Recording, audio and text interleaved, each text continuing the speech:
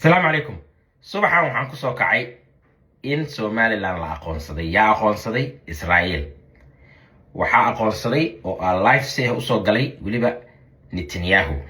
marka hadaad dhinac ka fiirisid dadka reer Somaliland badankood ama qaarkood aan dhehe waxay u arkaan breakthrough waxa loo yaqaano ama se siyaasad ay ku badiyeen oo ay wixii ku taamayeen 30 sano waxay raadinayeen inay heleen.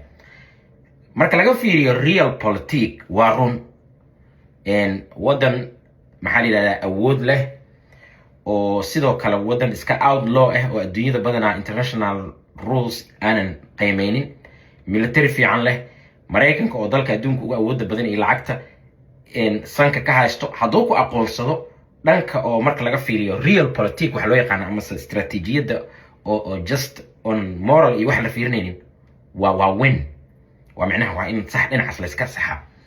لكن هذه دينا morality لقى فيريو، دينا الشرعيين هذه لقى فيريو، دينا هذه لقى فيريو لقناهان ينكستو أو هذيك كبحثن politics real politics كبحثن. وحين نقول إسا miscalculation أمس أرين آد لوجو فضل هذه. هاي لي إسرائيل وودن هذا لوجو هايستو دنبية الدون كوجويناي أمس genocide. ninka fadhiyo maxaa la yiraahdaa Syrian Prime Ministerka ra'iisul wasaarahooda wadanka dhaxdiisa ayaa dambiye looga haystaa. adduunkana maxkamadda caalamiga ahayd way raadinaysaa iska dhaaf wadamo fara badan ah xitaa dacweeyeen sida South Africa, xitaa dalka Mareykanka magaalada New York ninka mayorka loo doortay oo la yiraahdo Mamdani wuxuu yiraahdaa ninkaas cag soo dhiga magaaladaas waa xiraya.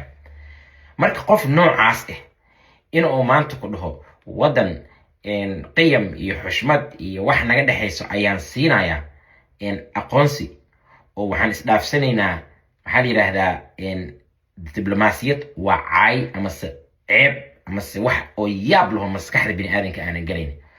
لكن هذا إنا عكلوا فيرسي Somaliland محقوق يعني إني واحد سميسو كنتي وإن واحد الإسويدية هذا ده فرق بدن وحلاقي يابا مقدشو حياتي أركاين دورشة كسعودي طبعا وأكو فرحينا دورشة لو دريري dadkiyo isdiiwaan gelina waa wax qurxan markii kor laga fiiriyo. laakiin hadii hoos laga fiiriyo shabaabkii wali lama ciribtirin, maamul goboleedyadii lama dhameystirin ama wali waa is wada haystaan. iska dhaaf Kismaayo waa maqan tahay, Puntland waa maqan tahay, Gado dhinacay u joogaan, Hiiraan sidoo kale. waxa waaye waxay u eg tahay marka dadkii Soomaaliyeed maadaama ay si macnawi ah ay u burbureen haddana si literally ay u burburayaan ay ula tahay u muuqataa because waxa hadda oo weerarkan lagu sameeyay ama se arrintan oo heshiiskan oo Netanyahu ay galayaan iyo Somaliland waa essentially Soomaalidii aan naqaano oo dalkii 1960kii la dhisay waa markii ugu horeysay oo si cad oo loo burburiyay. maantana maadaama saas dhacday birito wuxuu sameyn karaa Netanyahu diyaarado soo diran karaa, maraakiib soo diran karaa, ciidamo xeray ciido ka samaysan karaa asagoo ka duulaya markaas waa aqoonsaday siday u badan tahayna ama soo isla ogyihiin ninka la yiraahdo Trump hadaysan isla ogeyn xitaa waa la marsiin karaa ama si dadban ha loo mariyo ama si toosan ha loo mariyo ama si hoos ama si hoose ama si kore waa la marsiinaya. marka taas waxayna tusaysaa sheekadii ahayd Somaliland wuxuuda waa iska sheeko way dhaaftay waa hadda waa la aqoonsaday wadan awood badan oona ka cabsanin international norms ka aanan xeerinin ayay la xirteen si toos ah oo open ah. marka Soomaaliya waxaan dhihi lahaa dawladda ma aqaan responsiga ay qaadan doonto ayay jirtaa laakiin inay tahay too late ila badan tahay maxaa yeelay xalanaya u fadhiyo ayaga waxa uu wada fadhiyo kulli waxaan dawladda Mareykanka u fadhiyo wixii xukunta xulfadooda u fadhiyo kama marnaan doonto Israa'iil naftirkeeda inay xalana fadhiso waa macquul.